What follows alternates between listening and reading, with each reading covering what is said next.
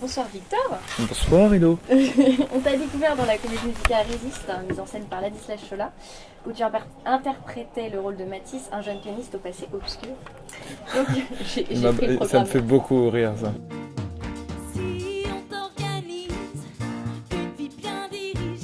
Sur le plan artistique, c'est vrai que ça a été assez fort comme expérience parce que déjà de jouer dans des grandes salles telles que des Zénith ou le Palais des Sports, c'était une expérience folle de jouer avec déjà des musiciens en live, avec 15 danseurs, avec 3000 personnes dans la salle qui mettaient le feu. C'était assez fou. Il y avait vraiment... c'était magnifique comme formation, on va dire. Parce que c'est les meilleurs moyens de s'entraîner devant un public, c'est d'être en groupe face à un groupe qui est 3000 fois plus que toi. Ouais. Alors là, en ce moment, je suis en train de faire un EP, d'abord un single qui va sortir en janvier-février, du coup avec un clip et tout ça, avec une boîte de prod qui s'appelle Kiliam Productions, une maison de disques, et toujours édité chez Universal. Et voilà, c'est un univers très, c'est pop, c'est hyper pop, mais ça se veut très, c'est Bruno Mars, on va dire un peu, Charlie Puth. Un peu, mais ça reste en français. Du coup, il y a un côté un peu un côté un peu...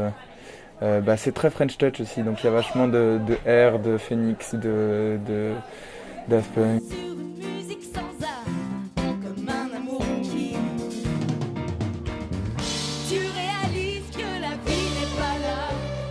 C'était une phase de ma vie où il fallait que je réussisse ce passage de l'adolescence à l'âge adulte et que j'ai voulu l'exprimer pour essayer de partager quelque chose qu'on a tous vécu. Et c'était assez marrant, c'était rigolo parce que j'ai créé un premier contact avec un public et qui me suit aujourd'hui dans mes concerts, donc c'est assez marrant.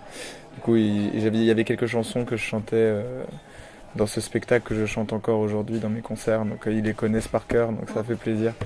Et non, mais j'ai fait ça et puis je me suis dit que je voulais plus faire ça parce que j'avais pas envie de rentrer dans un côté one man, musical show, un truc comme ça. Alors que même si ça me plaisait, c'est pas ce que je veux faire. J'ai plus d'ambition musicale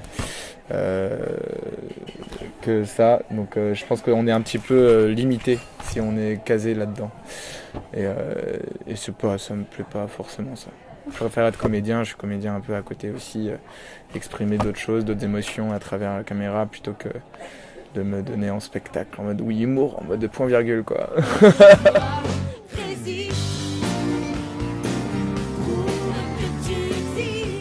C'est sûr que ça aide d'avoir des parents qui sont dans le milieu.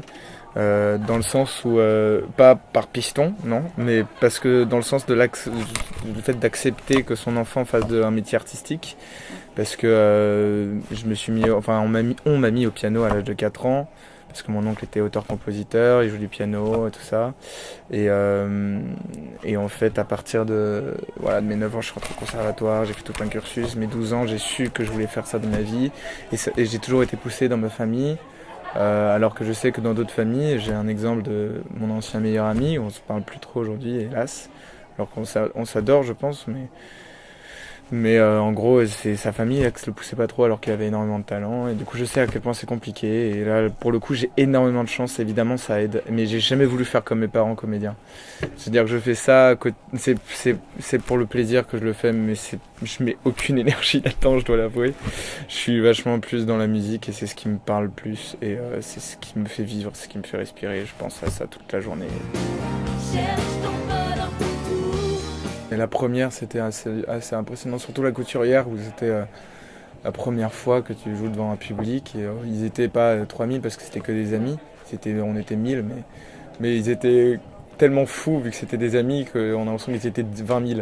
Donc c'était ça qui était magnifique, et c'était assez beau. J'ai l'impression, quand j'ai remis mon pas sur scène, c'était comme si ça y est, que qu'une page se tournait, que je rentrais un peu dans le métier et du coup, ouais, après il y a eu la reprise après le 13 novembre qui a été compliqué, où vraiment on n'avait pas du tout envie de monter sur scène et on pleurait tout le temps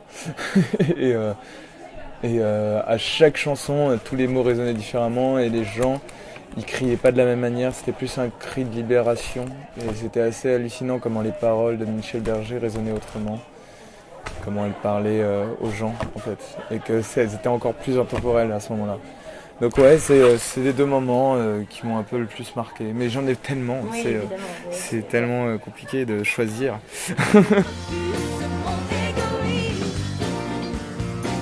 Pour l'instant, non. C'est pas du tout prévu.